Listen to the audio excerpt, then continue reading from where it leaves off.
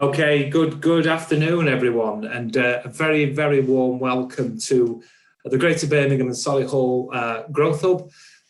The event for today, which is Champagne Marketing on a Lemonade Budget. So, very warm welcome. Nice to see so many people booked onto this one, and I think that's a good indication of state of play. Really, we're seeing some very encouraging signs that businesses returning back to some kind of normality, shall we say, and that. So it's really pleasing to see the numbers that are booked on today. So it's a really interactive presentation that we've got today.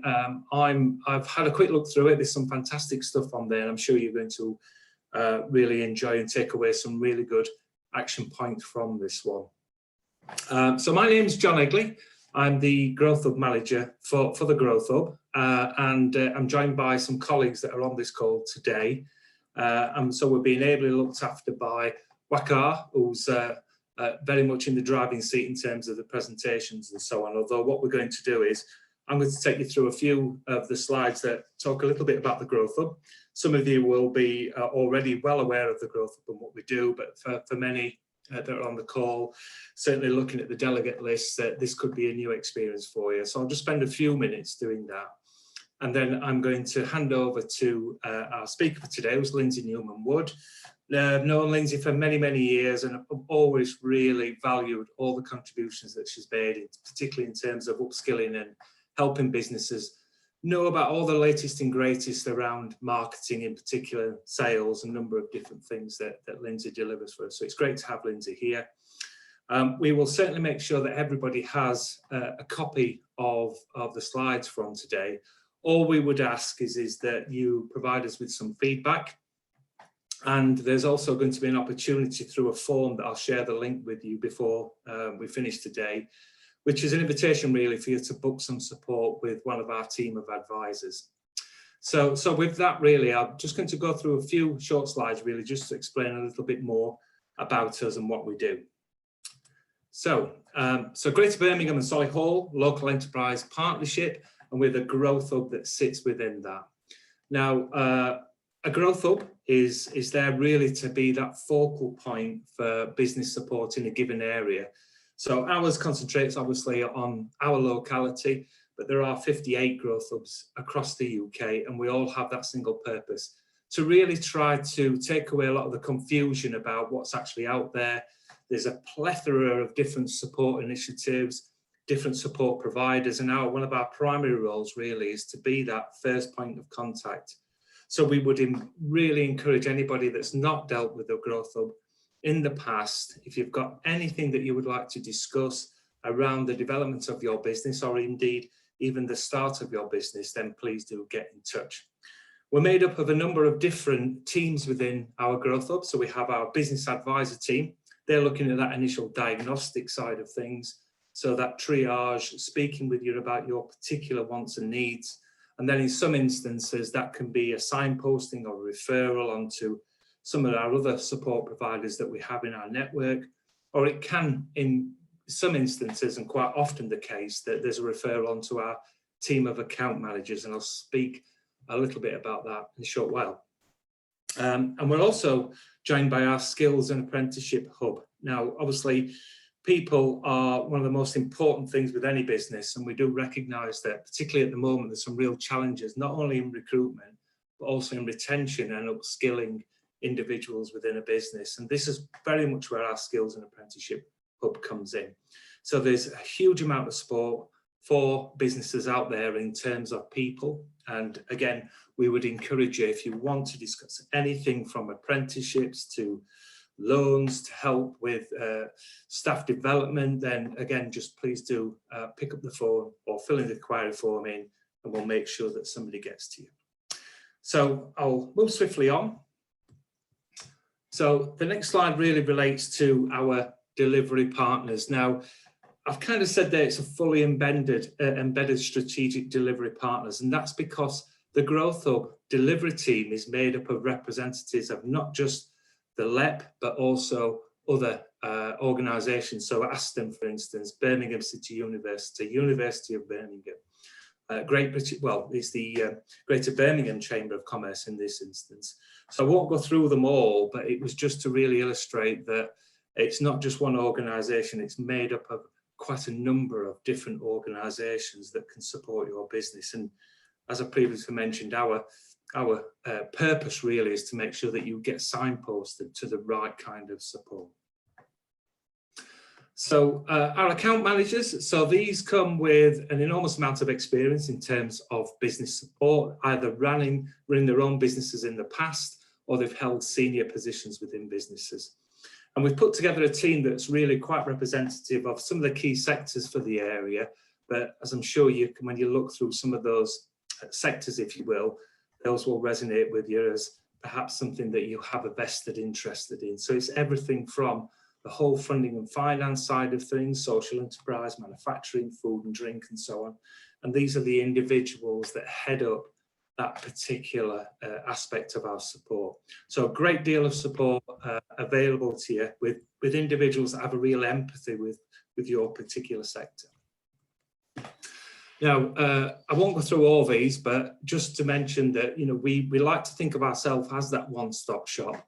So the things that we will cover is everything from startup through to international trade, and that can be based around lots of different subject areas. So obviously we've still got the legacies of COVID-19, still with the ongoing issues around EU transition, but then the other side of things that we're more used to, shall we say, is in terms of that strategic development for businesses, leadership and management, access to finance, recruitment, skills, and so on. So there's a whole breadth of ways in which we can support your actual business. And I'll just touch on this slide before I hand over to Lindsay, really. But then again, just wanted to focus on the Skills Hub just for a short while here, because again, it is sometimes a little bit confusing about what's actually out there and how can we actually recruit, retain and develop individuals within our workforce.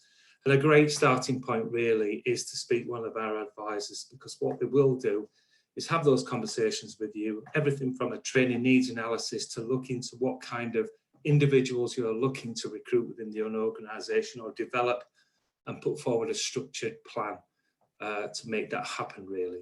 So didn't want to go on too much, but hopefully that's giving you a flavour of why, if you're not already dealing with the Growth Hub, then please advise you to do so.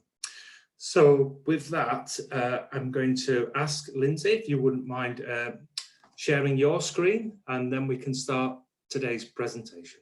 Yeah, that's fine.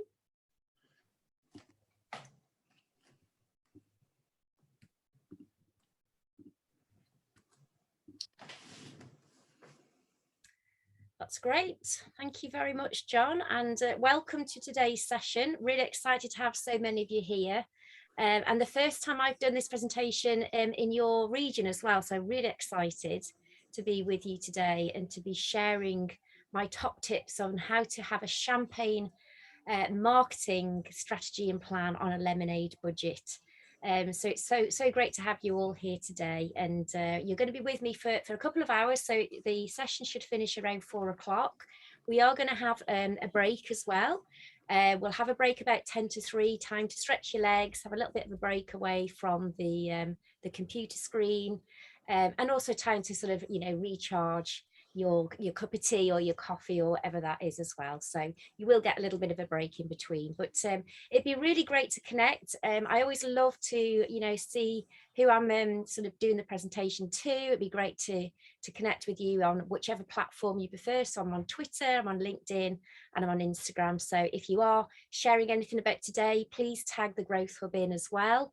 And if you can connect with myself, it'd be lovely to hear about how you've taken the actions from today for your journeys.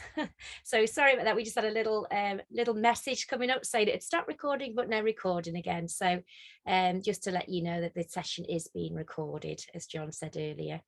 So what are we going to cover today? Well, it's all about the champagne marketing. So when we talk about champagne marketing, I suppose really the idea being that is getting a bit more bang for your buck, really. And we're going to cover quite a lot today. So my background has always been in marketing. My whole whole adult life really of the probably, gosh, nearly 30 years now in marketing roles. And now I run my own marketing business. So I'm going to share with you an introduction to marketing and why it's important. I'm going to talk to you about how to attract the right clients. So not just any clients, not just, you know, the bad ones, but the right clients. I'm going to work with you on developing a customer avatar and showing you a bit of a template as well for you to use after the session. So there'll be lots of practical tools for you to consider for your marketing. And there'll also be some really creative ideas that brands have used to sort of really kind of create that really exciting marketing on quite a low budget as well. So those ideas are there to kind of inspire you and to share with you and to give you ideas of how you can apply that in your business. So there'll be some key actions to take away with you. I'd love you to take notes on some of the things that are those light bulb moments. That's what I'm all about, creating light bulb moments for businesses. So if there's something that really stands out for you, then make a note of it, because I'll ask you at the end of what your key action is to take away from today's session. So there are going to be opportunities to ask questions. If you want to use the chat box, please do so. I will be looking at it throughout the session, but we'll also have a little bit of time at the end to do a bit of a Q&A as well. So what has been your biggest learning since March 2020? Let's use our chat box. Let's test it out and see if we're all able to use it. So what's been your biggest learning? We've had a very strange and challenging time, haven't we, since March 2020? But just post in the chat box, perhaps your biggest learning. This could be a personal thing. It could be something that you've learned for your business, something that's been your biggest learning. I suppose for me, the fact that everything went online. So for me, this is what I do on a day-to-day basis. I deliver workshops and go into businesses and help them with their marketing. And of course, everything stopped, everything had to go online. So it was a big learning for me. And I've really enjoyed it, actually. I didn't think I would enjoy it quite as much. And of course, being back face-to-face is fabulous. But the biggest learning has been how much we were able to do online. So it's been a fantastic learning, and it's brought a positive to my business. So I'll just pop to the chat box now and see what you're saying as well. So Jeff, you've said using Zoom far more than ever. Absolutely. Zoom, Teams. What happened to Skype? That I always think, you know, what happened to the Skype? That was something that we used before Zoom, didn't we? Before Teams. So, and Debbie, welcome Debbie. Online awareness is so important. Absolutely. It's kind of forced us, hasn't it, to kind of be far more online than we were before as well. And Narinda, welcome Narinda, trying to launch a new brand, a new concept in the midst of a stubborn pandemic. Absolutely. And if you're anything like me, I remember when it first started to hit the news, and I remember thinking, yeah, it probably blow over in a couple of months. You know, if it comes to the UK, I'm sure it'll be over with a couple of months and we'll all be back to normal. So who knew how stubborn this pandemic was going to be? Tricia, welcome Tricia. A different way to do things. Yes, there's definitely a different way to do things, isn't there? We've been very innovative. We've been forced to be very innovative, haven't we, with everything that we do. Marcia, so you've had the opportunity to do more online with your business and a PhD. Well done. So you've really taken on quite a lot over the pandemic as well. So that's fantastic. And Lindsay, welcome to another Lindsay. Face-to-face is still required to win new business. Interesting. So have you found a difference between the online meetings and then actually going back to face-to-face where you can shake people's hands and perhaps see the whites of their eyes? That's really interesting. And Luke, you've said how we can work more effectively. Absolutely. And for Carolyn, you've said planning for change. Yeah, we've had to definitely figure out our plan Bs pretty quickly, haven't we? And adapt to that change as well. And Helen, you said managing a marketing team digitally as well. Yes, definitely. And I suppose keeping that team spirit going as well is hard, isn't it, when everybody's all remotely working from home as well. And Adobe, I hope I've pronounced your name right. Loved how the internet connected us all. Absolutely. It kind of made the world a bit smaller, didn't it? It meant that we could talk to people, you know, in very sort of far-flung corners of the world. And Rodri, you said Zoom, Teams, Google Meet escalated the online world. Absolutely, absolutely. So John, having a clear strategy of working online and sharing information with colleagues, definitely. And Sarmite, you said, I learned how to survive, take every opportunity and use it for my business. And now again, I hope I'm saying this right. Is it Shazzaib? You talked about online presence for businesses has become essential since the pandemic. Absolutely. So a big shift, hasn't there, to the online world, really, for all of us. But I think it's also really nice that we're going back to some sort of normality, and we're able to actually start to meet people in person as well. It's been really lovely. Thank you all for putting all those in the chat box. I noticed there is something in the Q&A as well, and that the availability of trainings online like this, isn't it? Yeah, it's been fantastic. Not have to go and travel in our cars and sit on the M6 for, you know, a couple of hours. We were able to do all this and then, you know, get on with our day jobs as well. So that's fantastic. Thank you very much for that. That's fantastic to see so much interactivity going on as well. I'll just try and close this box. It's being getting in my way here. Okay, so just bear with me. That's it, we got them closed now. The pesky technology. So what is marketing? So what words come to mind? It's kind of one of those things that sometimes it can feel quite a big beast, can't it, marketing? There are so many things that we think of when we think about marketing. It can be seen as a bit of a dark art. And I remember when I first set up in business some 10 years ago and meeting someone at a networking event, and I said, oh, I'm a marketing consultant. And they went, oh, I can't stand marketing. Oh, I hate it. I said, oh, that's interesting. Why is that? And they said, oh, I just feel like there's just so much to think about and so much that you have to consider, especially if you're a smaller business.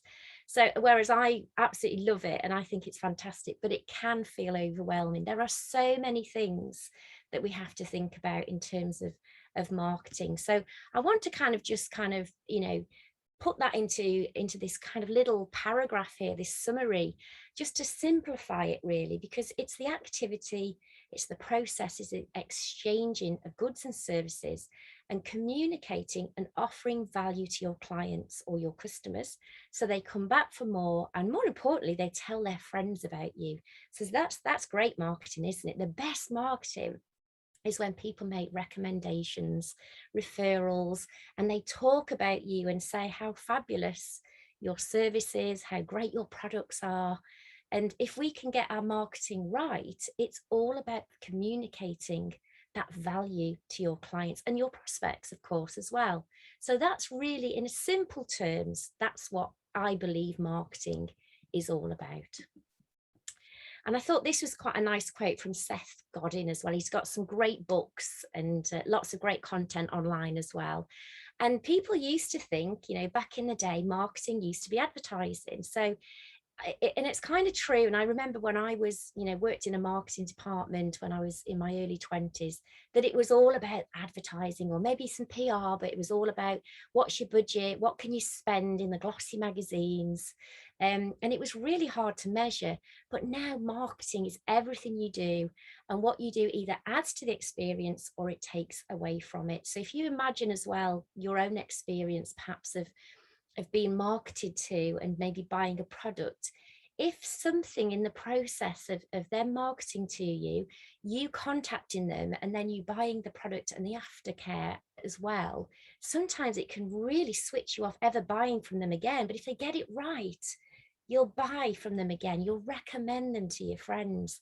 And that's kind of what champagne marketing is all about, really, is if we can get things right in our business and we can make sure all those touch points, so the pre-purchase, the purchase and the post-purchase, if we can look at those as saying that is everybody's job, it isn't just a marketing person's job, it isn't just customer service or sales, it's everybody's job within the organization. Can you imagine doing an amazing marketing campaign and it drives all these leads to your website or all these phone calls or emails to your business to say, hey, you know, we've seen this marketing, we really want to do business with you, and then somebody picks up the phone and they've had a bad day and they're a bit grumpy and they kind of try and get rid of the person on the end of the phone, it would put you off, wouldn't it? So it's about having that marketing running through everything that you do, having good communications and good marketing. So why should we do marketing? People ask this of me all the time, and sometimes the people also get a little bit confused between sales and marketing as well. But the marketing is done to help the sales pipeline, really. But really, in simple terms, again, it's about building your brand and your reputation. So if you set up a brand new business tomorrow, you've got to build that brand and that reputation. You've got to build your audience, and that's what marketing helps you do as well. And really importantly, it communicates your value, and that's why people should do business with you as well. So particularly if you're in a competitive marketplace, it's about saying it's not a race to the bottom in terms of pricing. We're not just going to compete on price. We're going to show the value of what we do. We're going to demonstrate the value. We're going to market to you the value that you get when you do business with us and you buy our products. And actually, it should really build you a pipeline of leads that converts to sales. So I would really urge, particularly small businesses, it's lovely to have lots and lots of money to spend on marketing and do lots of, let's do some stuff that builds our brand and our awareness. But ultimately, we all want marketing to help build that pipeline. And marketing should always be on. The best time to do marketing is actually when you're busy. What you don't want to do is do marketing when the phones have stopped ringing. Of course, you will have to, but it takes time. Marketing should always be on. So it should run through your organization. It should be a plan that you have that is always happening in the background to actually your leads that's just coming through, filtering through your website or your social media or wherever it is that you get your leads from. Your marketing should be building that pipeline for you. And what you want is good leads as well. So good marketing should be targeting the right people at the right time, and they should be coming to you through your funnels. So what channels do we have to think about? So when we think about marketing, so these might have been some of the words that conjured up in your mind when you thought about marketing, but there are so many channels, aren't there? And sometimes it feels kind of overwhelming because, these are just some of the main channels that we think about when we consider marketing. And sometimes we feel like we have to do them all. And if you're a smaller business, it's quite tough because you think, I can't possibly, if I did all these things, we wouldn't do anything else. This is a full-time role for somebody. Great if you can afford to have somebody do all these things for you. But if you can't, if you don't have the resource, I would say pick some of these and do them really, really well. So on the one side here, we've got the online, which of course, there's been a huge surge in using things like social media, webinars, phone and video. So Lindsay was mentioning earlier, the fact that face-to-face has meant, that's been better for sealing the deal. But using the phone and video calls, that's become really, really popular for when you can't actually meet people face-to-face. Things like blogs or vlogs and online publications, of course, there's been another big surge in that area. Email marketing. Now, I've got an associate who talked about, do you remember last week where we had the outbreak of, the outage for WhatsApp and Instagram and Facebook? I think the lesson we learned, us as sort of the marketing experts, we definitely learned that we're in a borrowed space, that we don't own Facebook, Instagram, or WhatsApp. We don't own those. Of course, if we did, we'd be millionaires. But it means that if you're relying just on those platforms and something happens like it did last week, it can impact quite a lot. So building your email list is becoming more and more important. Having a great website is becoming more important because you can own that stuff. That's your sort of property, if you like. It's not something where you're renting those platforms from somebody else, so you're more in control. So just have that in mind, that maybe, it's worth considering building that email list and making sure that you can still contact your customers on a regular basis. You can still prospect people that are in your funnel as well. So things like search, again, really popular, making sure you've got your search engine optimization on your website, making sure that you're looking at online advertising. So that might be Google ads, it could be Facebook ads, whatever that might be. And then of course, things like online conferences have been a big surge recently.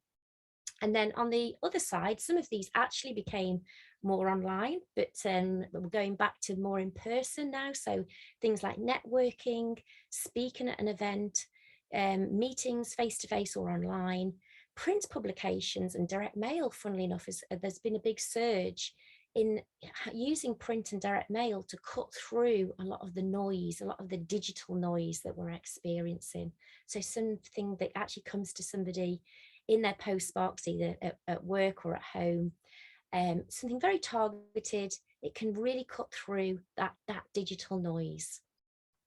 So cold calls, not everyone loves them, but telemarketing can still be really, really effective if it's done correctly. So it's worth, thinking about, are some of these areas that maybe the target market that you're working with would actually appreciate some of this to kind of cut through that very noisy digital space that we're experiencing at the moment.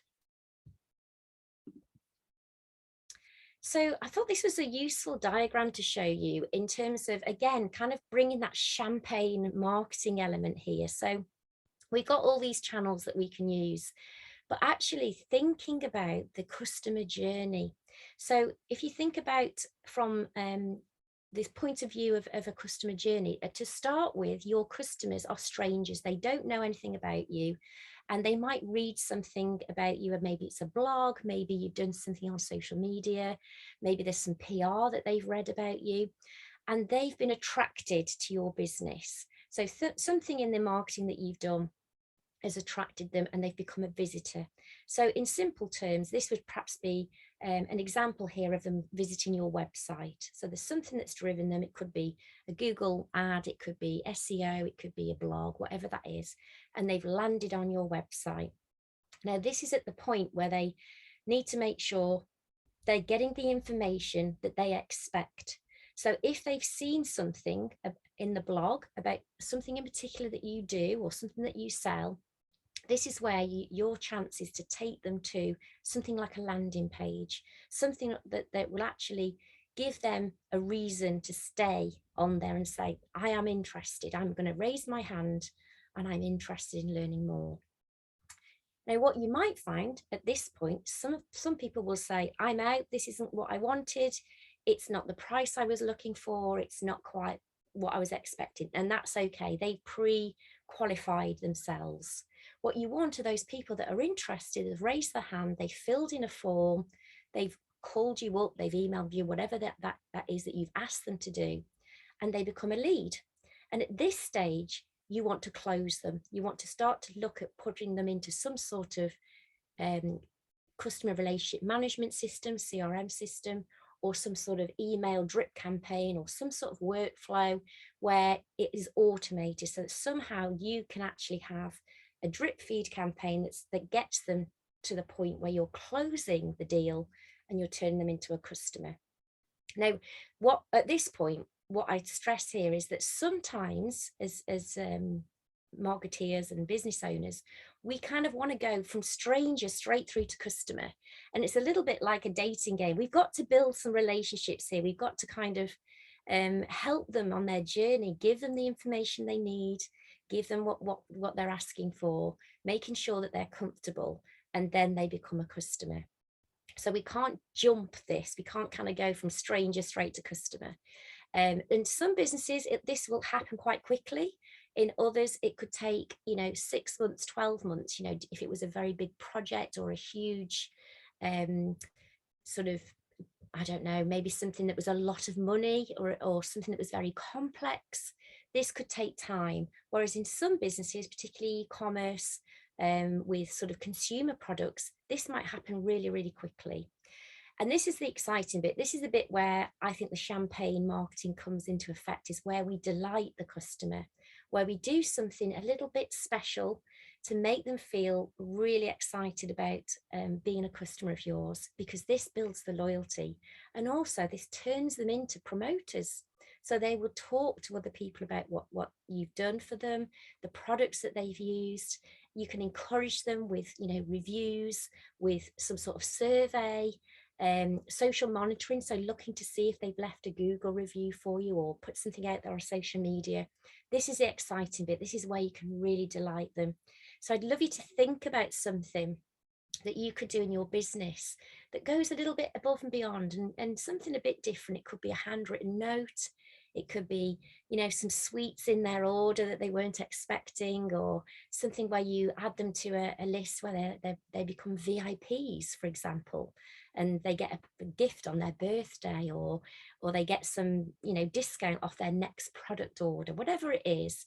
Give them something that makes them feel delighted with the product or service that you deliver, because then they become your promoters, and then it sort of takes it through to a 360-degree cycle, because they'll tell those people that are currently strangers, and they will become customers and promoters again for you.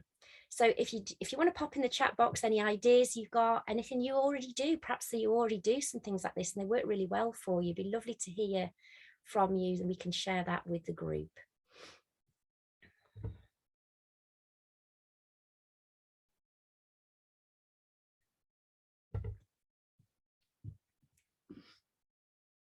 Okay, so in the next section, I want to talk to you about attracting the right sort of clients.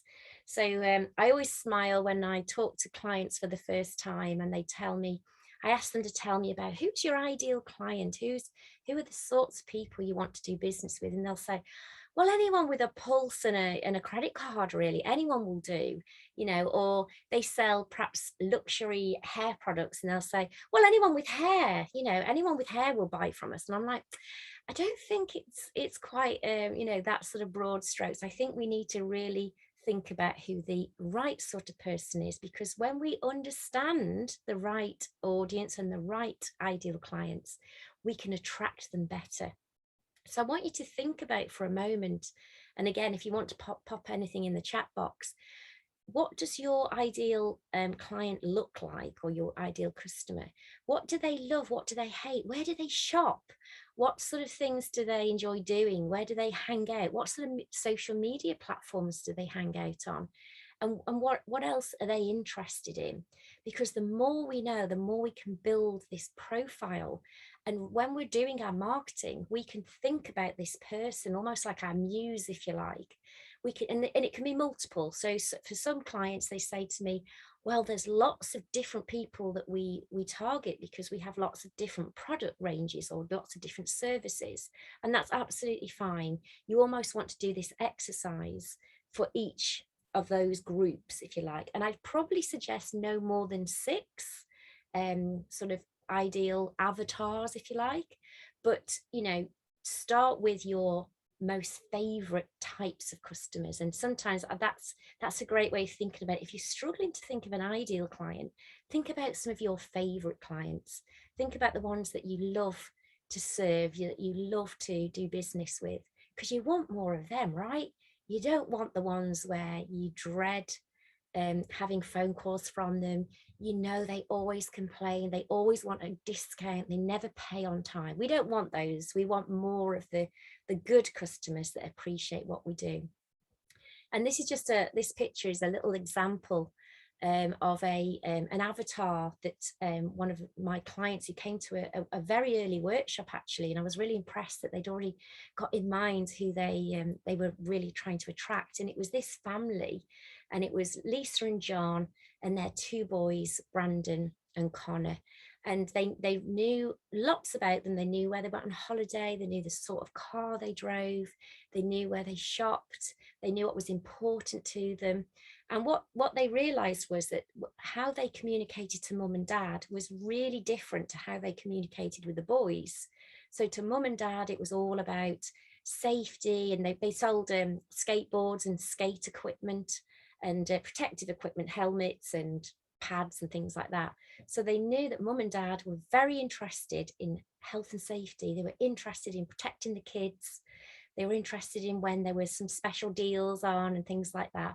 Whereas the kids, they just wanted to see the cool stuff. They wanted to see, well, if we buy this stuff, we're going to look cool. And if we get this skateboard, we can do all these great stunts on them. So they did lots of YouTube content with really cool stuff for the kids, and they knew that they loved watching YouTube content. Whereas mum and dad, they made sure they were some really good, strong email campaigns talking about how great the products were, how safe they were, how long they lasted, how they protected their kids. And they felt that their marketing just changed overnight because they would really consider what was the content, what was important to that target audience. So we're going to do a little exercise in a short while as well, just for you to go through this in a bit more detail.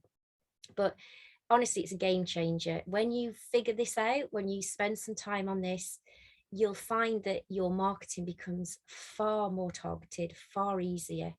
And you can also start to build things like social media ads, because social media platforms know so much about us. We can target our marketing so our sponsored ads are shown to the right people. So here's an example. So that was a business to consumer example. This is more of a business to business example, but you can use this template when you get the copy of the slides at the end of the session.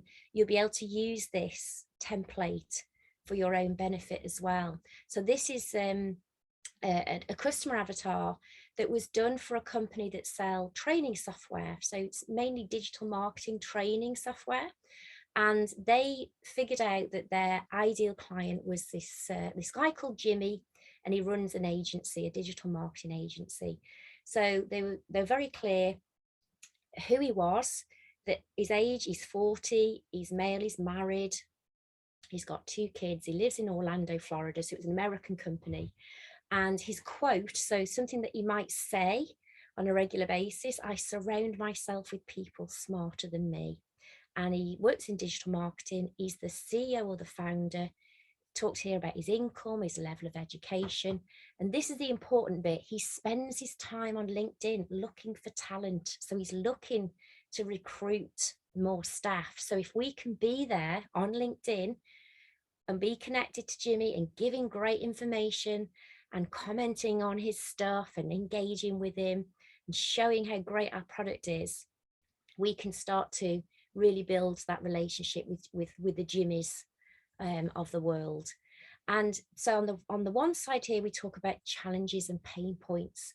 So what are his challenges? Well, he wants to scale his business. He's trying to find, train and retain the top marketing talent. And he's busy, so he needs to keep his marketing skills sharp, but he's busy running his agency. So his pain points, he fears losing business to competitors, and he's got a fear of his agency falling behind. So our marketing as this software company is going to talk about us understanding Jimmy's challenges. We understand your pain points, Jimmy. We know that you have this fear of losing business to competitors, but we can give you that competitive edge with our software. So the objections, what might he object to? So it might be, well, does the training fit in with his existing service? How long is he going to be out of pocket for? How long is he going to spend doing this training and not being able to deliver for his clients? So again, we'll make sure that our marketing is talking about this and addressing some of those issues in our marketing. And the role in the purchase process, this is really key. He's the decision maker. So he buys digital marketing training to keep himself and his team sharp. And this is the key thing. He's not worried about the price point. So he's not looking for the cheapest. He knows the training will give him the edge. So again, we're not having the race to the bottom in terms of pricing. We know that we're looking for the Jimmys. We're not looking for perhaps the Daves of this world who might not be interested in training, or might not be interested in valuable training. They might just say, well, we know we need something, but we're just looking for free stuff or really cheap stuff. We don't want them. We want the guys that really value it. And his goals and values, he wants to increase his business, he wants to increase the capabilities, and he wants to scale. And his values, again, we want people like Jimmy because his values mean that he's committed to professional development, and he also wants value for his clients as well. So this is a great little tool. It includes his things like that he might be looking into. So sources of information, what sort of books does he read? What magazines does he read? What sort of blogs and websites does he visit? What sort of conferences might he go to? What sort of business gurus might he follow on social media? And again, he spends his time on LinkedIn. So if he's got any spare time, that's where he's hanging out. So use this template. Please, use it as a blank canvas for yourselves to actually build on. And as I say, you can have multiple. So it'd be really good to hear from you in the chat box. Is this something that would be useful for you?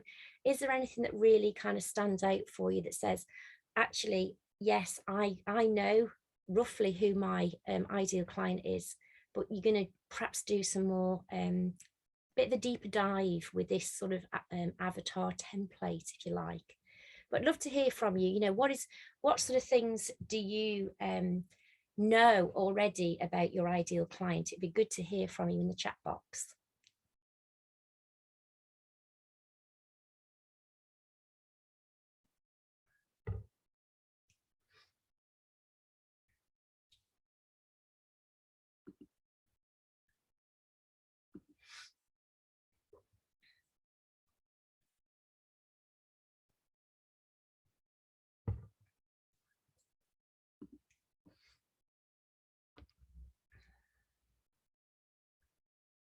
So Remy, thank you. So you've said this is very useful for us, roughly know our target audience, but have never pinpointed it.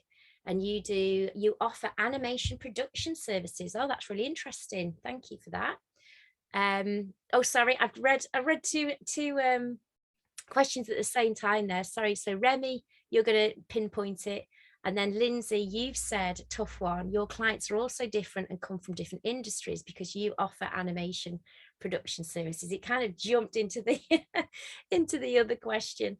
That's really interesting. So it would still be useful, Lindsay, to have a think about different industries, but perhaps there might be some similarities with a sort of person and a particular position that perhaps they have, but in different industries, and they might have similar pain points. Maybe they're trying to get quite a complex message across, or they're looking for better engagement. It'd be good to do that as well. So Debbie, thank you, Debbie. You said you work with B2B and B2C, so it's interesting to look at the different options to build those avatars, and you supply organic skincare to spas, salons and the public. Yeah, great stuff. So again, you can do this exercise for both because they'll be quite different. So what the spas might be looking for is quite different to maybe the public. They might be looking for something that does, do the job for the public, but actually they'll be having some reasons of buying your range compared to a competitor as well. That's great. Thank you, guys. So yeah, I'd really recommend using this as a bit of homework from today. You've got it filled in here, and I always think it's a bit easier when you have like a blank template. Sometimes you're thinking, oh, I'm not quite sure what they mean here. But if you see someone else's example, you'll be able to create your own a bit easier as well. So we've talked about who we want, and then you've got to give them a reason. You've got to give them a reason to buy from you. So this is actually quite a good picture here, because it looks like it's very similar to the experience that I've just had going to a car showroom and being shown the most boring colours for a car ever, and it was like grey, and the other one was called pearl white, and it was actually just another version of grey. So it's like, do you want grey or another colour which is actually grey as well? So this picture made me smile, actually, because I think it is actually in a Renault garage, which is where I've been this morning. But it's important to kind of give people a reason to buy from you. So particularly if you're in a competitive marketplace, but it just gives people need a reason to buy from you, because sometimes they might be researching one of many suppliers, and there might be just something, and it could even be you guys. It could be if you're the frontline people that talk to the clients. It could be, do you know what, I just want to come and buy from you because actually I've built a rapport with you. I know, like, and trust you. But it's really important in your marketing to show things that make you different, things that maybe you specialize in. You know, if you are the specialist in something that I'm looking for, or specialist in my sector, I'm going to think you're the go-to people to go to. And it's also talking about how you're going to solve my problems or add value. So how is it that you're going to, you know, what's in it for me? And unfortunately, our clients and our customers are first interested in what we can do for them. They're not interested in us as companies. They will want to find more about us, but actually in the first instance, they want to hear, what can you do for me? What's in it for me? And our marketing needs to be very clear of what's in it for them and what makes us different. Have you got something unique, a unique selling point? Are you in a niche? Is this, I was on a session like this for another region, and someone said, I don't have any competitors. I am very, very niche. And I was like, that's amazing, but it might not stay forever. You've got to find an edge, something a bit different that you can do. And this is what I want you to think about as well, is when you're thinking about marketing to them, I want you to think about selling them the destination, the final outcome, the final benefit, not the plane. So whilst we're all sat, I keep seeing on Facebook all these Facebook friends flying off to some sunny destination abroad, and you know, I'm filled with envy that I'm just going to go to Lincolnshire next week in a lodge near Skegness, and I think, well, okay, at least I'm getting a holiday. But seeing people going off and jetting off to beautiful places, it does make you quite envious. But that's really what this statement's about, if you like. I'm thinking about all the incredible experiences they're going to have, and how lovely it must be lying by the pool with their favorite cocktail and eating a lovely meal and reading their favorite book. What I'm not thinking about is all the forms they got to fill in, and maybe some of the testing and the 2-hour, 3-hour plane journey. And that's really what your customers need to hear. They need to hear, what is the final destination? What is the end result, if you like, of what you do for them? So is it, if you sold mattresses, you'd be talking about that great night's sleep they're going to get. And that is a good example, is what a friend of mine justified spending far more than she ever would spend on a mattress, because she was fed up of having poor night's sleep. It was affecting her work, it was affecting her being a mom. She was felt grumpy with the kids all the time, and she said, I'm going to spend £1,000 on this mattress because it's promised me the best night's sleep ever. And I was talking to her at the weekend, and I said, oh, how is the mattress? She said, absolutely brilliant, I've slept so well since I bought it. So it makes you realize that actually they want to know the benefits, not, well, it's got this type of material or this sort of springs in it or whatever that is. They want to hear the final benefit of working with you or buying from you.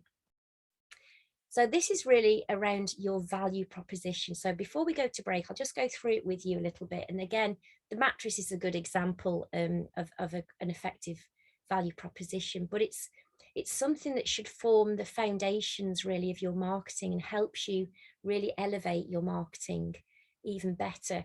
And it tells the ideal customer why they should buy from you and not the competition.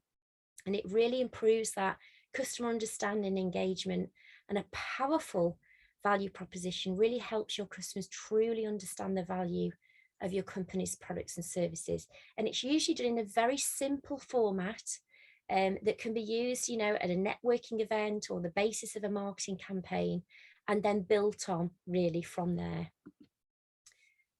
So here's an example. So a really simple version here. So you would put the name of your product or service, and then you would talk about how that helps, and then you'd put your target audience, who need to, and the problem you solve, how you do it, which is the plain bit, you know, this is how we'll get you there.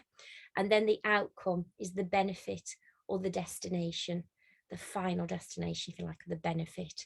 So again, like the mattress, you know, you could say mattresses are us, helps, you know, people who are fed up with sleepless nights, uncomfortable mattresses, who need to sleep well so that they are the best they can possibly be the following day, full of energy and ready to take on the world. We do this through really top quality mattresses, and the outcome is a great night's sleep and feeling amazing the next day. And here's another example here. So is one for a taxi smartphone app. So think about a little bit like Uber. So our Safe Taxi smartphone app helps lone female taxi passengers looking for a safe travel option to book a taxi by minimizing the waiting times and giving improved safety and security. And then they can enjoy affordable prices. And this is the bit that some people like to put, some people don't.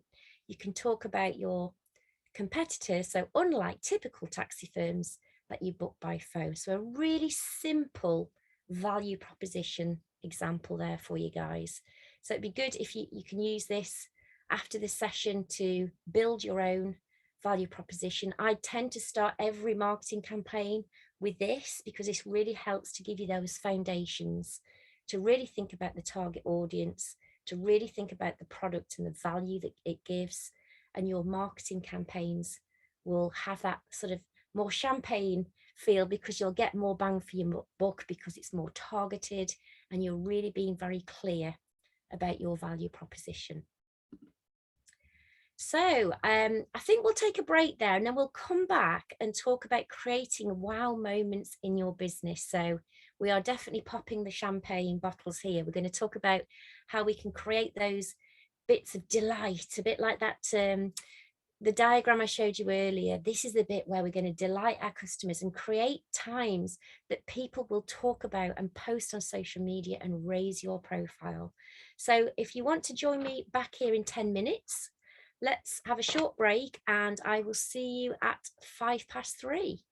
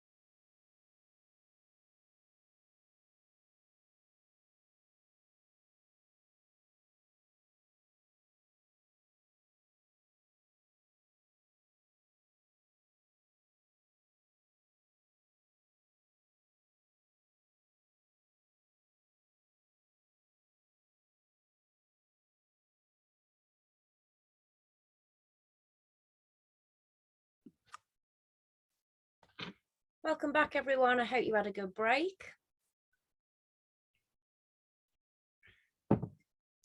So we were chatting earlier around the figuring out who our ideal clients are. We've covered value proposition. We've talked about what makes you unique, what makes you stand out. And now we're going to start talking about creating wow moments in your business.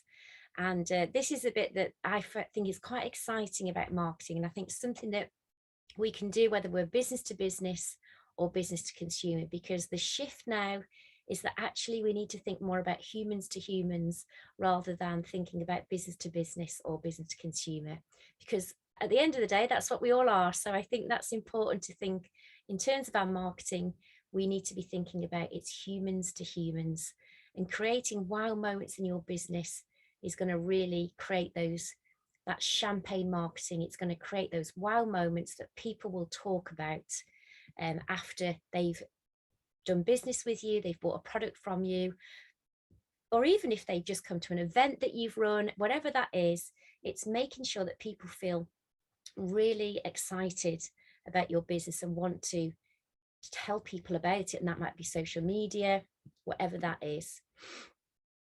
So this is quite a good quote from good old Jeff. He's done okay, hasn't he, over the pandemic? I think the amount of people that are now using Prime to get things delivered has increased massively. And that was one of the things I did a session yesterday for the Lincolnshire region. And one of the questions I asked was, have they seen a shift in their buyer behaviour? And they said absolutely. Although they do like to buy locally, that throughout the pandemic, they were using Amazon a hell of a lot more. But they do it well, don't they? So this is a great quote, and this is something that I would encourage you to think about for yourselves as well. So he says, we see our customers as invited guests to a party, and we are the hosts, and it's our job to make the customer experience a little bit better. And they do try very hard, don't they, with this? And actually, even though you don't ever really speak to a human being, they do try very hard to make sure the customer experience is a little bit better every time you visit. So making sure that you get your products even more quickly than you expected, with photographs showing exactly where it's been dropped, that sort of thing. And, you see that it's so many stocks away and all that sort of thing. Every week there seems to be something to improve the customer experience. And customer experience is such a big part of our marketing and often forgotten about as well. Often that's something that we expect customer service department or the sales department to take care of. But actually, it's the responsibility of the whole business. So I'm going to show you a little video now. So I do apologise. It's a bit Christmassy. I think we haven't quite had Halloween yet. I'm a big believer that we shouldn't really start thinking about Christmas till at least after Halloween.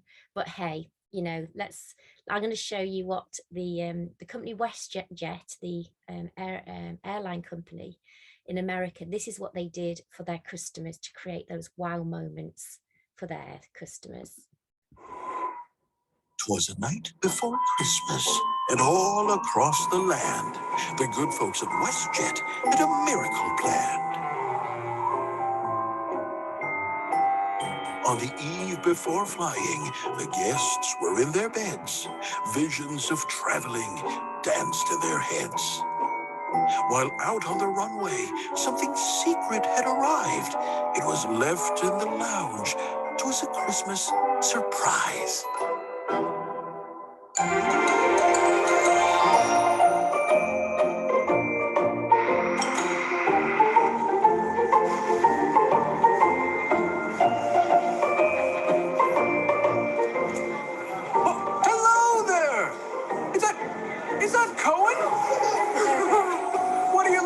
Christmas this year, Cohen? A choo-choo train? Ho, ho, ho! A classic! Do you like Thomas? And what would Mommy and Daddy like for Christmas? Big TV. Yeah, big TV. Ho, ho, ho! A big TV! You're looking fabulous! Oh, I need to. It's okay if you just want to stare at me as well. Ho, ho, ho! What I need is new socks and underwear. An Android tablet. Is that William beside you? And Cameron? some Santa boots. Stuffing star. While the guests told their Christmas wishes to good old St. Nick, WestJetters took notes and got ready to shop quick. It was a great rush with the 2 flights in the air to get all those presents. Not a moment to spare. Sleigh bells ringing, there's children singing tonight. Lights are bright, we know it's a beautiful sight. Snowflakes falling on the road, snowy and white. And Santa's coming to town, it's coming tonight. Hey, Thomas, let's get it. Christmas cheer and celebrations all across the line. A song of the year, expectations, waiting for the night. Thanks for flying with us at WestJet. Sit back, relax, and enjoy the rest of your flight. Happy faces were all so merry and bright. Santa's coming to town, he's coming tonight.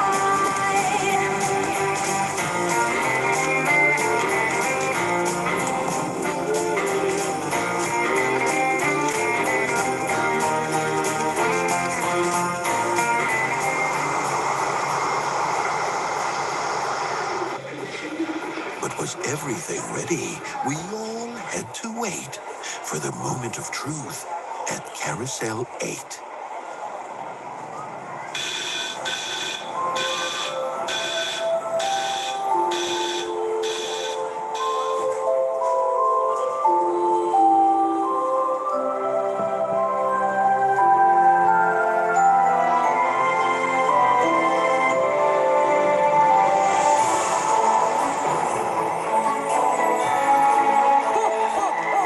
Merry Christmas!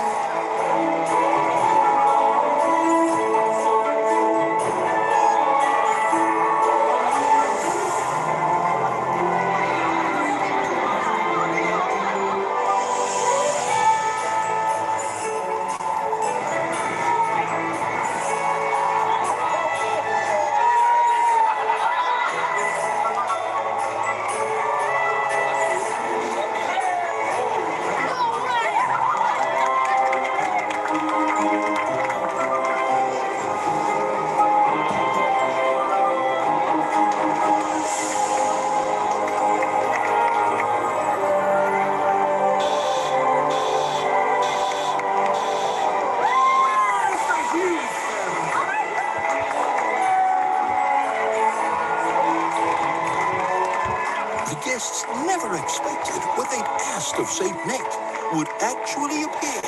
It was all quite a trick. A WestJetter would say it was more than mere fun. Miracles do happen when we all work as one. We'll give Santa the last word on this most special night. Merry Christmas to all! And to all, a good flight! Ho, ho, ho!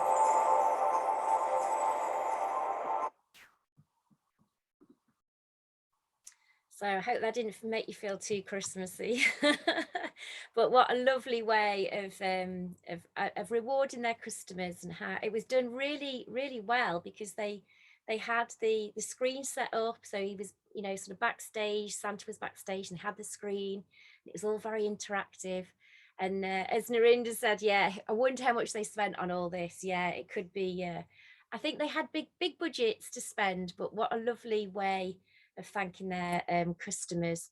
What I did makes me smile is the guy that asked for the underwear and socks. I mean, how fed up would you be if you were the guy that asked for the underwear and socks, and not the big TV or the flights to see family or whatever that was? So yeah, but it's so lovely, isn't it? Lindsay says that, oh, it's so lovely, and it's almost a bit emotional as well, particularly as, you know, for so long we didn't see our friends and family. So just as we were in lockdown, I showed that video and people were feeling quite emotional about it. But what a great way of sort of looking at what your customers want. You know, is there something that they've mentioned, a favorite book, or some music that they really like, or something that you could send to them in the post, you know, that you just kind of, you figure out some personal stuff, some stuff that maybe they've got a birthday coming up or an anniversary. Could you send them a card, you know, handwritten to them, just to kind of be, just go that extra mile, just to kind of surprise them and reward them and say, hey, we thank you for being customers, because often companies don't do it, they forget to do it. So is there something that you could do that's something that's just just something a bit more personal, and finding out a little bit more about your customers and what they'd like to receive from you? And it doesn't have to be a huge expense, as Narinder said there. I wonder how much they spend here, and I think it would probably be pretty big budgets, but you can do it even in a small way. So next I'm going to show you a little just a story in a few moments of how you could do that, that's done very cheaply. But just take a few moments right now and put these in the chat box. What could you do? Is there something you think about that you could send to your customers? Could you start to get details like their birthdays or an anniversary, or how many years they've been at their current employer even? You could send them something on the anniversary of their business or their employment. We don't all have the budgets of WestJet, but are there some simple things you could do in your business right now that you could create those special moments? So Lindsay, you've mentioned animated personalized name and company name Christmas cards. Yeah, that's a lovely idea.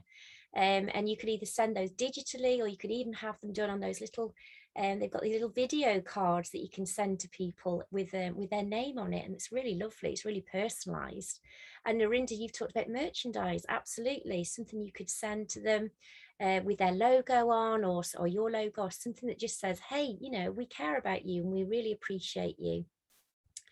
So Helen, you've mentioned that your customers were not allowed to give gifts due to bribery and corruption rules, unfortunately. Oh, that is a shame.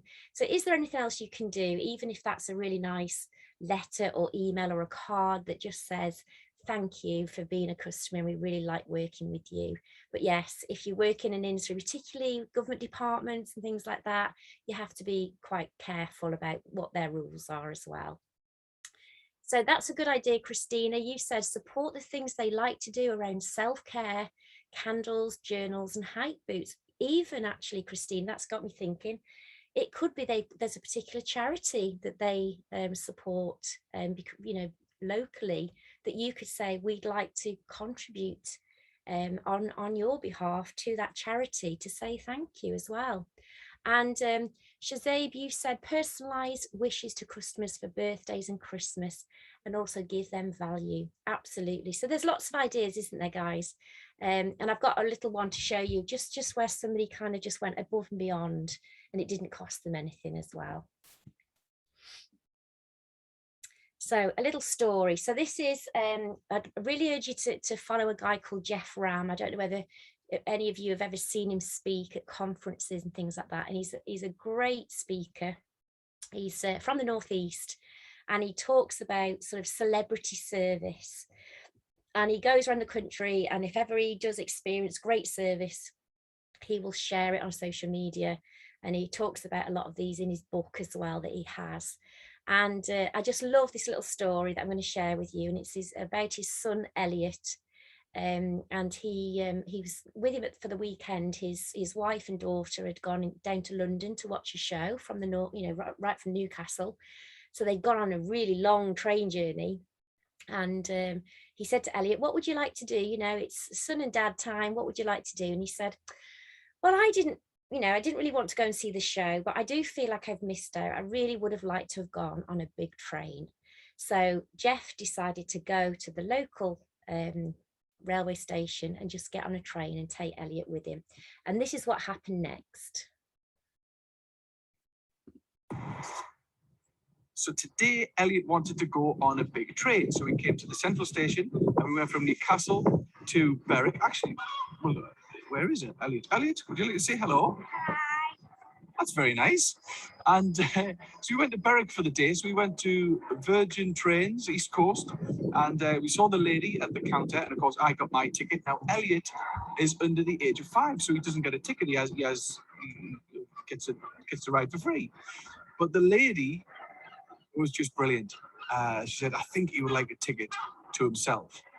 So she got him a ticket, this is the ticket. And then she asked the name, and I said, oh, it's Elliot. And then she wrote his name, so she personalised it.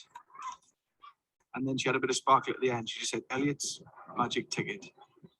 Virgin Trains, that is a wonderful piece of service, wonderful piece of personalisation. Elliot absolutely loved it. He now has his ticket, and we'll be talking about you for some time. I think, would you like to say goodbye? And maybe he's not. Would you like to say goodbye? Okay. This is Buzz Lightyear and Elliot Ram saying thank you very much, Virgin Trains. Bye. Love you. I see you tomorrow. And good night.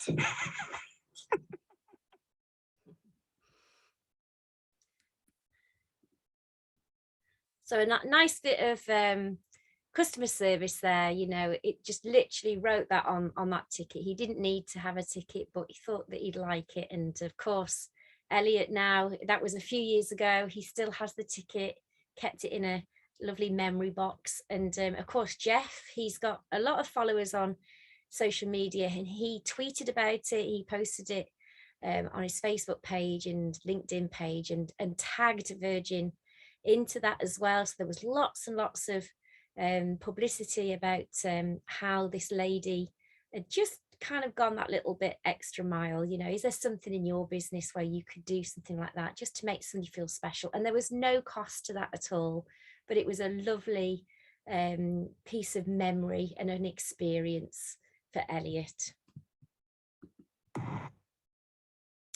Okay, so I would definitely say in terms of, you know, in a way, this is, you know, no pun intended, but people over platforms. We were talking about trains there, but it's really thinking about your customer at the center of everything you do, all your marketing. And we are in a very digital world. We said at the start, didn't we, when we were putting in the chat box, the difference and the learnings that we've had since March 2020. But we need to make sure that we've got our customer at the heart of what we do. And another thing a top tip is segmenting your audience. And a very simple example would be, say, a cafe. So if you've got a business that has different types of customers at different times of the day or different times of the year, it's making sure that you're really clear in your data is actually segmenting that audience. So for a cafe, it might be that when they open at sort of 8:30, they have a very different audience that come in. So it could be mums and dads dropping kids off at school, coming in for a quick coffee. It could be people on their way to work, grabbing a coffee and a bacon butty. And then throughout the day, it's a very different audience. So it's thinking about those messages, thinking about that marketing, particularly if you're doing social media, when you're posting and what you're posting will be slightly different for each of your customers. So it's about separating those customer journeys as well. So doing a little bit of an exercise on the touch points of those journeys for your customers and seeing how you can create those wow moments. You know, is there something you can do that little bit better than you did yesterday? Is there something that you can just slightly improve the service? Is it something that instead of an email, it's a personal phone call to somebody, you know, and that person on the end of the phone may not have spoken to anyone that day, and it's just a really nice way of saying, hey, you know, we care, we're just ringing you to confirm the details for this, or your order's on its way, we're really excited about working with you, whatever that is. And how can you make that personal as well? So as Lindsay said, you know, about Christmas cards that are maybe personalized with their name and their company name, or, you know, if they're just consumers, it could be just their name. And, you know, maybe talk about something that they have mentioned that they particularly like as well. So you could send cards, you could do a little personal video. So videos are a really great tool. I've experienced this because I'm in the process of buying a car at the moment. I'm getting sort of personal videos to show, you know, around a particular car and the spec of that car. They use my name in the video. They're showing me around the car, and so that I don't have to go in the showroom. You know, it's a great way, even though they're not Hollywood quality. I really appreciate that personal touch and that somebody is making that effort. And then, of course, you know, things like MOT, you know, having that video showing the car. Is there something you could do in your business that shows behind the scenes of, you know, you actually putting that product together, or, you know, creating something for that person just to keep them up to date, particularly if it's a long process or a big purchase as well. And it's about being creative. You know, what would you do tomorrow if you were starting a brand new business? What would you do differently? What sort of things, if you could be really creative and budget wasn't an issue, what sort of things might you do in your marketing? I'm going to get you to think about this right now. I'm going to get you those creative juices flowing. We're going to use the chat box. I'm going to give you a little mini challenge. So it's still sunny outside, right? We can still eat ice cream. So I must be in the holiday mood. I'm going on holiday next week, and I'm thinking about eating ice cream by the seaside, even if it's raining, I don't care. And of course, you know, if you've got a little ice cream kiosk, it's brand new. It's not in the center of a busy city or anything like that. It's tucked away down a little side street, but you've been tasked to make sure this ice cream kiosk is really on the map. And I want you to think about, you've got obviously these products, you've got this ice cream, you know, we have the ice cream with the cone and the flake, and then you might have these little scoops and a little thing here. But I want you to think differently. I want you to think about the products differently. I want you to get excited about something different. And I want you to think about the marketing. What would you do if you were given this task? So I'm going to give you a couple of minutes to think about. The challenge is to try and create something amazing that makes me come to the kiosk. And as I say, you're not on the high street, you're tucked away a little bit. Bring people to it. You're launching, you know, this weekend. What sort of crazy things can you do? What sort of flavors? How is it you're going to present this ice cream to me to make me spend twice as much as I would normally? So I'm going to give you a few moments, and just as soon as you've got some ideas, start throwing them in the chat box, and we'll start to share some creative ideas on what we might do. So you've got all the marketing channels at your feet. You know, you've got PR, you've got social media, you've got everything that you can think of to be as creative as you want. So what can you do to make me pay twice as much as I would normally? And what are you going to do to drive traffic to this new ice cream kiosk?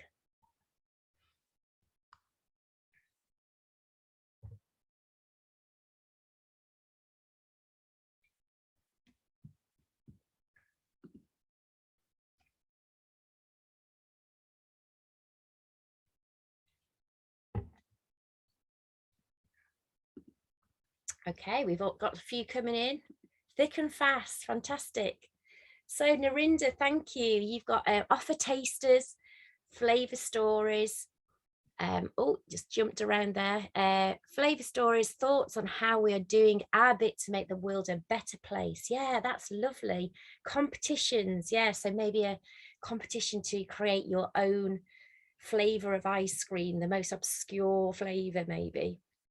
So Helen, you've mentioned that, launch a competition to invent a flavour with a prize of ice cream for a year. That would be fabulous, wouldn't it?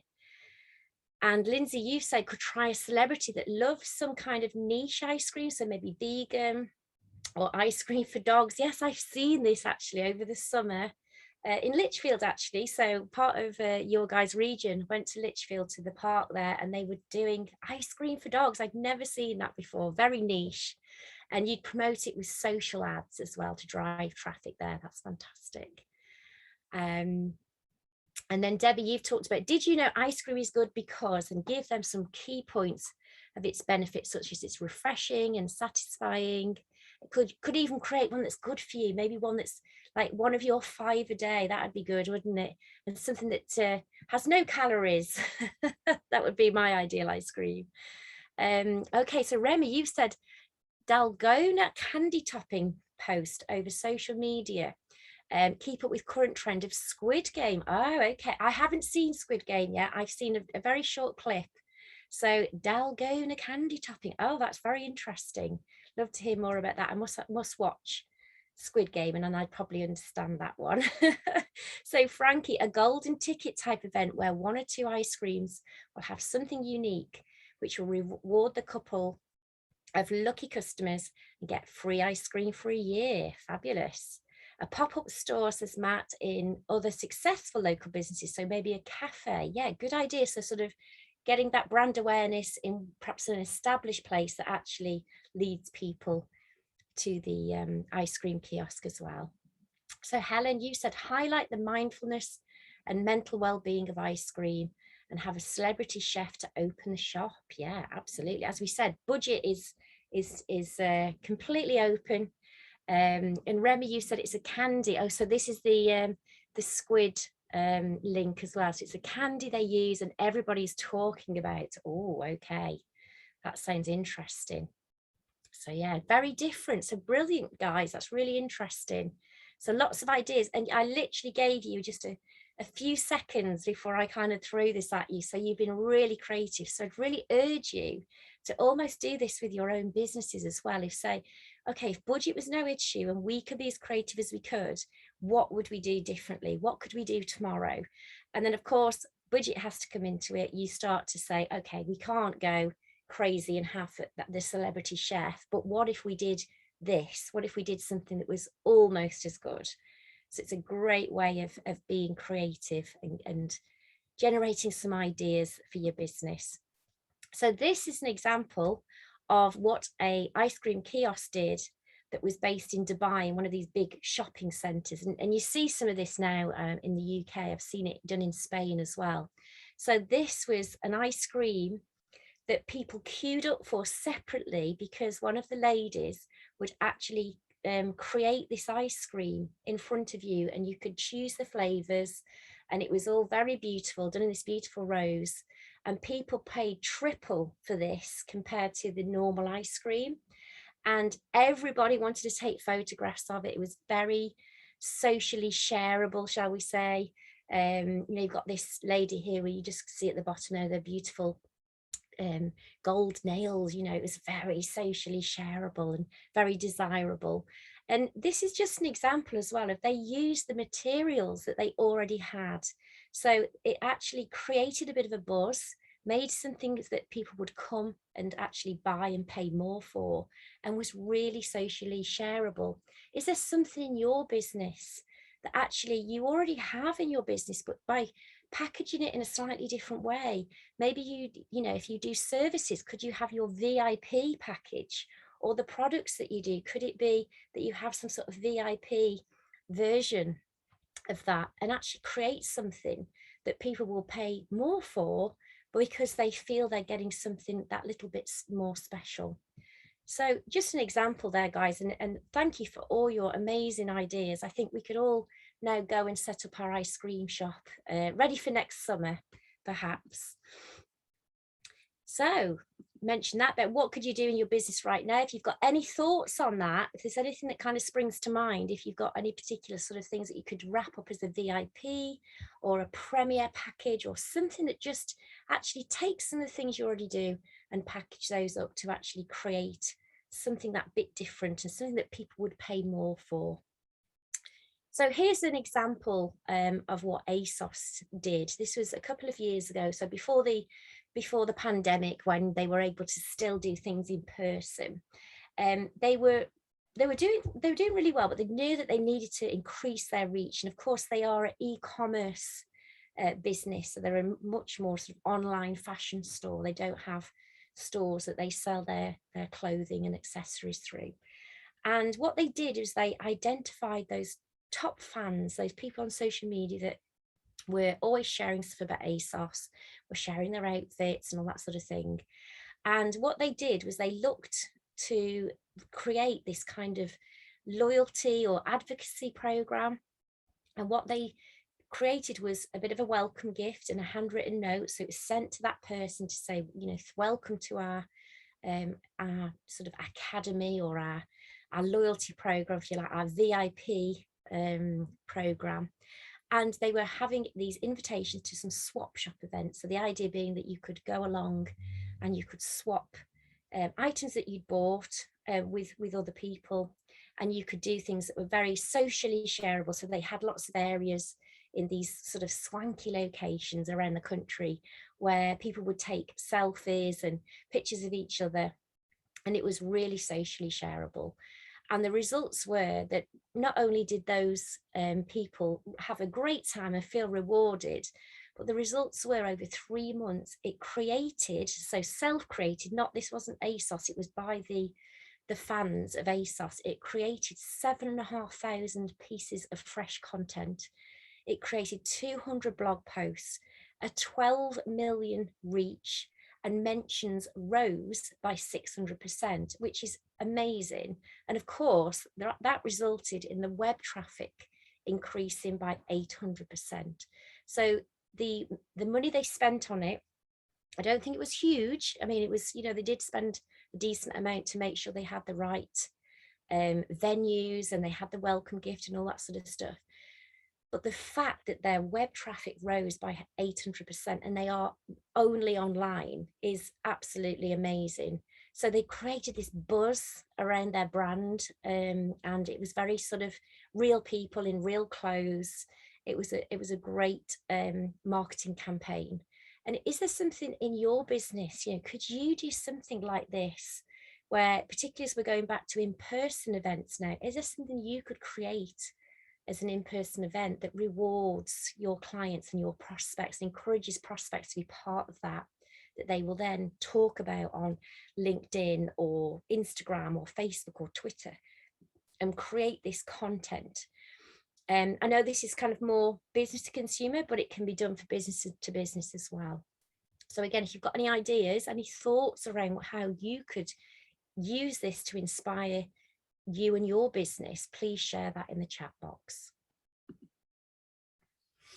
So I'm going to share with you now some a really fun video. So video is just like this, it's an amazing tool, and it doesn't have to be, you don't have to spend lots and lots of money on this. It can be something that even, with the smallest budgets, just being able to talk to camera. And one of the things I've started doing recently is, if I need to do a quick video to send to somebody, I often open Zoom, set a meeting up with myself, and then record to the screen, and just use that as a little video, and just upload it to YouTube and then send people the link to that. They're a great way of doing little personal videos. If you haven't got all the equipment, you don't have a camera or things like that, a lot of the time you can use your phone. But this was just an example I wanted to show you, because they were very, very clear about their target market. So this guy, I believe he was originally a stand-up comedian to start with, and then he discovered that actually he was really sick of paying for fancy Gillette type razors, and he thought, surely we can disrupt the market here. What about we do it for $1? What if we say, for $1 a month we'll send you your razors?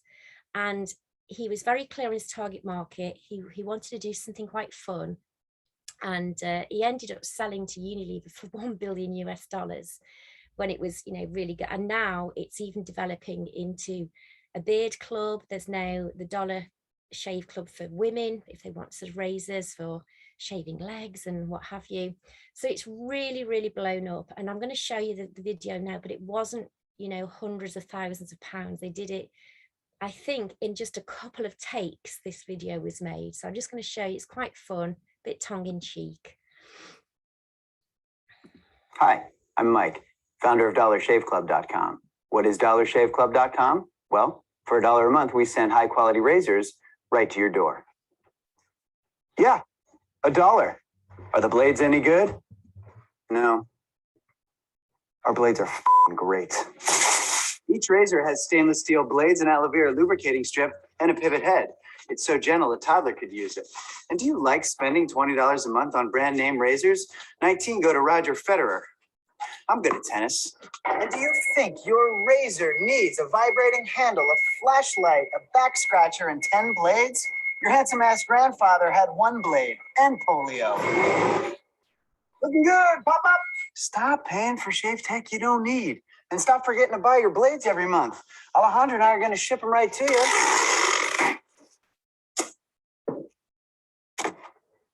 We're not just selling razors. We're also making new jobs. Alejandro, what were you doing last month? Not working. What are you doing now? Working. I'm no Vanderbilt, but this train makes hay. So stop forgetting to buy your blades every month and start deciding where you're going to stack all those dollar bills I'm saving you. We are DollarShaveClub.com, and the party is on. Drive like a gangster when I'm coming to see you, see you, see you, see you. Hi, I'm Mike.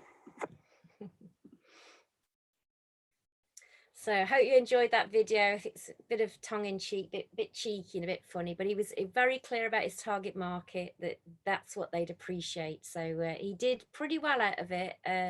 So, you know, is there something that you could do in your business that's kind of just explains what you do? You could do it in quite a fun way, thinking about the target audience, what's important to them, what's the value they need to hear. He's really clear about, you know, all the good stuff they're doing. It's all very tongue-in-cheek, but they talk about, you know, helping people get jobs and all the stuff they're doing as well with the community. Oh, I got a raised hand. So Maggie, did you have a question?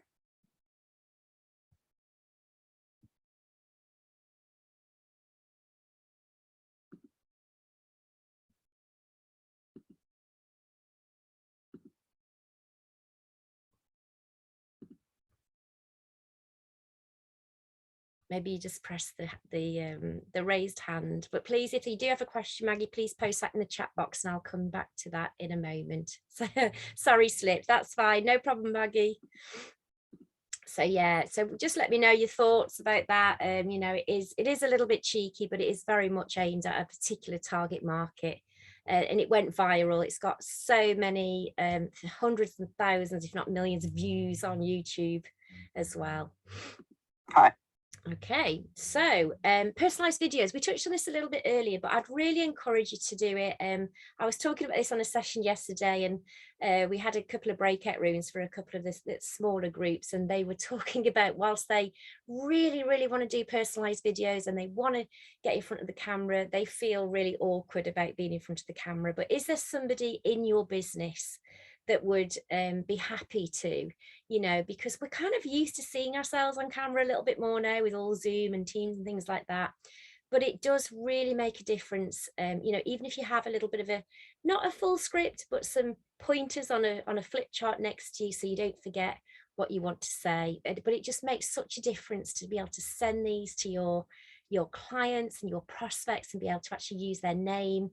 I've seen it done really well if people are running events as well. So as we go back to in-person events as well, you know, being sent a little video saying, hey, Lindsay, I'm really looking forward to you to coming to our event next week. You know, we're going to get the coffee ready. We've got some great croissants and some cookies, and we've got everything ready for you. We can't wait to see you. So it would take a couple of seconds, and then sending that to people, either direct messaging through social media or through sending them by email. And there's lots of software packages as well that you can use for this, that are out there that are quite low cost, that'll help you actually distribute those videos as well and make them personalized. So if there's something you could do, again, post in chat box if you think of something, actually I could do this. But there's a really big shift to making things more personalized and making things more human. So even if you just record one video that you send to everyone and don't use their name, I'd really urge you to do that, because it really is making a difference at the moment for people who are using this in their marketing. So thinking about what else can we do? So what else can we get more bang for our buck? And this is one that I really like. It's about being the expert, but it's about kind of answering questions and being really useful.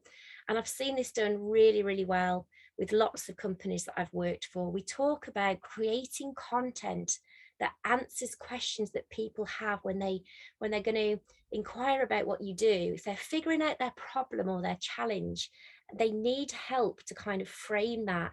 And then if you're the one answering those questions all the time, you're going to be the ones that they're going to go to purchase it. And this might be surprising, but and I think when we think of our own buying behavior, that 70% of our purchase decision is already made before we even pick up the phone, or we email somebody, or we speak to a salesperson. We've already in our heads almost made the decision that we're going to buy from them, but we just need a little bit more help. So it's about thinking about making sure that we've taken care of that 70%. Have we answered the questions that our prospects are asking about buying our sort of product or service. So it's about what we call in marketing, creating that zero moment of truth. So you've got this at the start, this stimulus, it's kind of, I need to find out a bit more. I'm going to research, I'm figuring out, you know, what I want. And then they have this zero moment of truth, like, yes, I know what I want now. I'm doing my research. And then they will go to their first moment of truth, which is actually purchasing from you. And then the second moment of truth is their experience of actually working with you and buying from you. So the bit that we want to do is that stimulus. We could get that right if we can really help people understand why they should buy from us and answer their questions about the thing that we do, even if that means that they might go to a competitor because we've given them all the information and then they decide at the last minute, oh, I think I'm going to go there because they're 10p cheaper. We need to not worry about that. We need to be the go-to people, that we are the experts in what we do and in our field. So I want you to think about the example here is a summer house. I'm going to hang on to my summer, and I'm here in my own summer house, my own she shed, the Passion Marketing headquarters. This has been converted since lockdown, is my own office at the bottom of the garden. And when you think about, if you were going to buy a summer house or a garden office, you think about the process. You'd be thinking about, you know, imagine the scene, you're sat in the garden and it's a lovely evening and you're sat, you know, having a chat to a friend or a partner. And you might start thinking about, oh, there's a space there in the bottom of the garden. I quite fancy having a bit of a garden office and escape from the house and the kids and the dogs and whatever else is going on.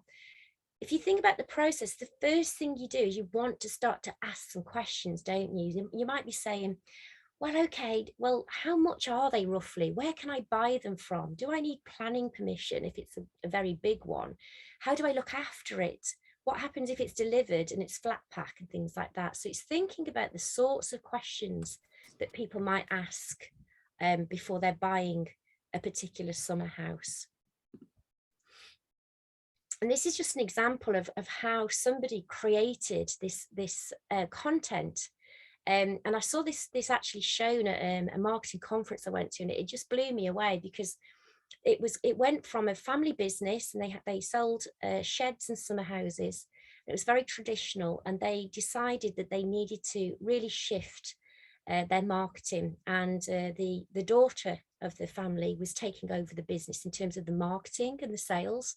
So what they did, this marketing content company, they actually created lots of great content so that people could understand if they were going to buy a shed or a summer house, what were the things that they needed to know. So things about, you know, leakages or cleaning them or taking care of them in the winter. And got a little short video just to show you an example of what they did. So if there's a moisture buildup inside your summer house, then it is going to be vulnerable to mold and rot buildup internally. So you need to make sure that you're doing the right things to stop that from happening. It's very straightforward, and it needs a good air every now and again. That's pretty much it. Make sure that you're painting the outside of the building, and make sure that you're opening up the windows and the doors periodically to let it get a nice airing right through. The other things to consider are making sure that you're not keeping anything that's damp inside the summer house.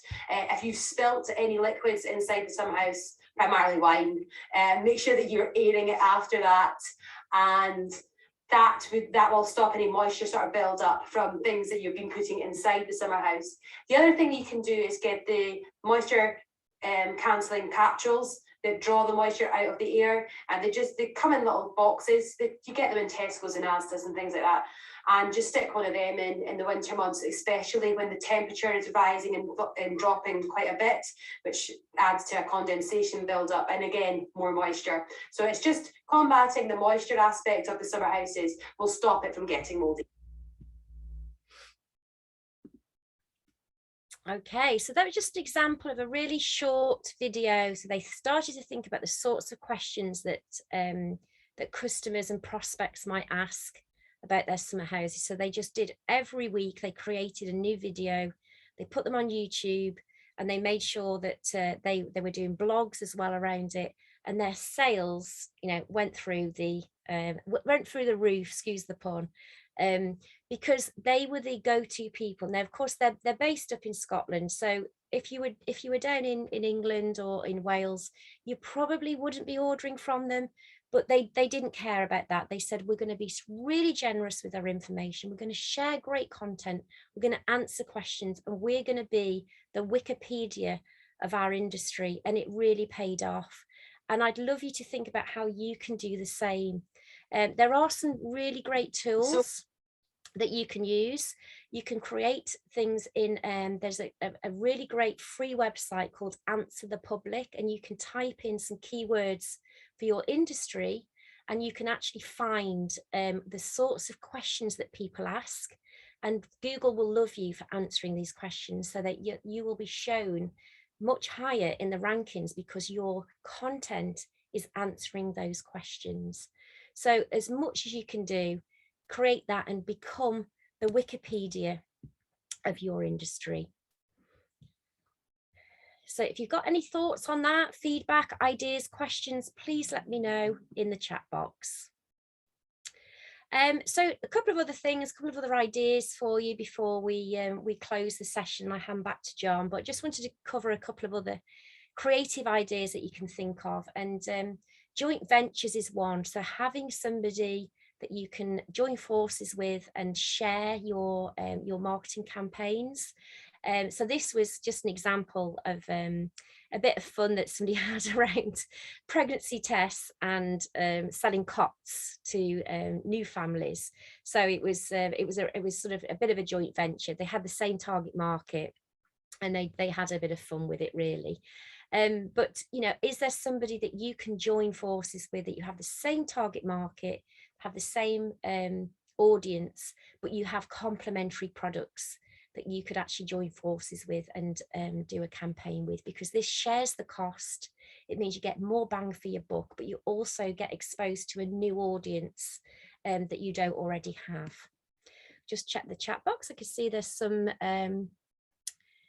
details in there. So yeah, Jeff was saying there, really good, thank you, and love the website Answer the Public. Yeah, I think you get about 3 goes, Jeff, before they start to ask you to become a subscriber, but you get about 3 goes a day, I think it is. It's a really, really useful website. It'll show you lots of diagrams of just what sort of things that people are asking questions on, and you can create your blogs and content around that. So a little bit about PR, you can do this on a shoestring. It's a great way of getting your company details out there and really raising your profile. And the big thing here is about creating relationships with journalists, because journalists have become really, really time poor. They're really busy people. That no longer are they press offices with lots and lots of journalists in. You've got to give them what they want and need. You've got to create great content. Don't just kind of send them a boring press release and hope they'll actually do something with it. You've got to create that rapport with them and ask them, what is it that they're looking for? And how can you put a spin on your story to make sure it actually gives them what they're looking for as well? So things like entering awards and becoming an expert in your field are great ways of raising your profile. If you're confident enough to also go on things like the radio, you can offer to be somebody that will talk to the radio station about certain topics, maybe, reading the Sunday papers and giving your thoughts on it. They're always looking for great content, so it's always worth a try. Little bit about networking referrals. Just going to sort of rattle through some of this before we close, just to give you a few more top tips. You can join a local group. There are, of course, a lot of them is now online and in person, depending on your preference. But I would always say have a plan, have a think about what it is that you want to get from that, but be useful and generous. Give referrals, talk about other companies as well. Don't just go there to get just so you get leads. Be generous with your introductions as well. And it's all about the one-to-ones afterwards to build those relationships and trying to read the room. There's a great little video called Lego Networking on YouTube, which helps you, really, really good tips on reading the room and knowing who to approach if you're doing an in-person networking. Some great tips on there. and also have an exit strategy. So it is okay not to be stuck with one person. It's okay to say, it's been fantastic to meet you. You know, let's have a coffee sometime. I'm going to go and chat to some other people, because of course that's why we're here. We're here to network and move on. You know, that's okay. Don't get stuck with one person. And it's all in the follow-up. Please use the time. If you think there's a good connection there, follow up and have a more meaningful one-to-one afterwards as well. Oh, Debbie, yeah, you were saying it's called Lego. If you search for Lego networking, it's a quite fun video on YouTube with the little Lego figures. They use them for the different people in different groups and how to approach people. It's some really good, done in a fun way, but some really good tips as well in there. Okay. So a bit of a summary before I hand back to John. It's been absolutely fantastic having you all here today. But just to kind of summarize, really, it's about considering your audience, really thinking about, you know, who they are, and then hanging out where they hang out. And, you know, don't just kind of chat to somebody yesterday, you were like, oh, I don't like social media. And I was like, but your audience on social media, you're missing a trick. So, you know, figure out the channels where your audience are and make sure you do them really well. Be consistent.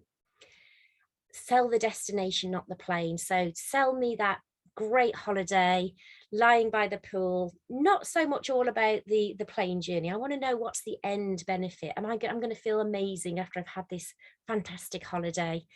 And be the expert, you know, be the Wikipedia of your industry and create that great content. Use video. The first video you do, I'm sure you'll think, oh no, it's really awkward. But the more you do, it's a bit like riding a bike. The more you do, the better you'll be at it as well. So answer those questions. Have a look at that, Answer the Public. It's a great little website. Be creative. You know, we did the ice cream challenge and you guys were so creative with your ideas. Try and do that with your own business. You know, try and be creative and do something a little bit different that really helps you stand out.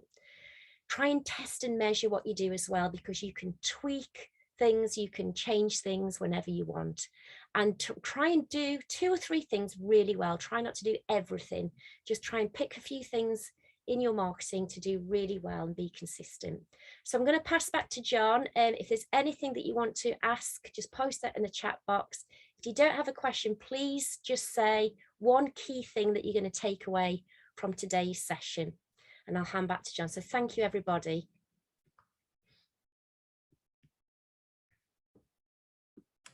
Thank you, Lindsay. Would you mind just stop sharing your screen? Yeah. And I'll just finish off with the last few that I've got, really.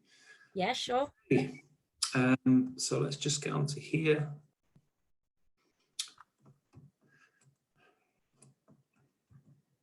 So I'm just going to share my screen if I can. Host disabled participant screen sharing. Oh, okay. Just not quite sure how that happened. Let's just share that. There we go. Let's try that. Okay, so thank you all for attending today, and I do really hope that you found that session beneficial. And one of the things that I've popped a little note there in the chat is that one of the things that we want to do is make sure that you do have continued support in terms of, in this particular case, around marketing and sales. And to help us do that, we're speaking with Lindsay about a follow-up session, which is all about actually developing the marketing plan. So it's taking a lot of today's ideas and resources that we've looked at, but how we can translate that into an action plan, really, to go forward. So that's something that we're very much in the planning stages for. So if you would like to get involved in that, then please do let us know via that feedback form. So just click onto that form and it will bring that session up for you. In terms of upcoming events, so we've got a number. This is actually for this week. So tomorrow, grant funding and support for SME innovators, followed by the Improve Your Cybersecurity, obviously quite topical again at the moment in this online world. And then we've got a session next week, which is all about IP really, and it's about intellectual property. And for many, that conjures up things that about inventions, and we're going to have this new product or service. But as I'm sure you're aware, it extends into all sorts of things. Marketing, for instance, assets around that, your websites and so on. And that session is all about a really, hopefully easy to digest way of understanding what intellectual property is and how you can go about protecting it. So those are some of the upcoming events that we've got going, but you can always click on the link there in this presentation to see everything that's on the agenda. We don't just deliver Growth Hub events, we deliver events for our partners as well, and we like to list our partners' events where, again, we can see that there'll be some benefit to businesses in our area.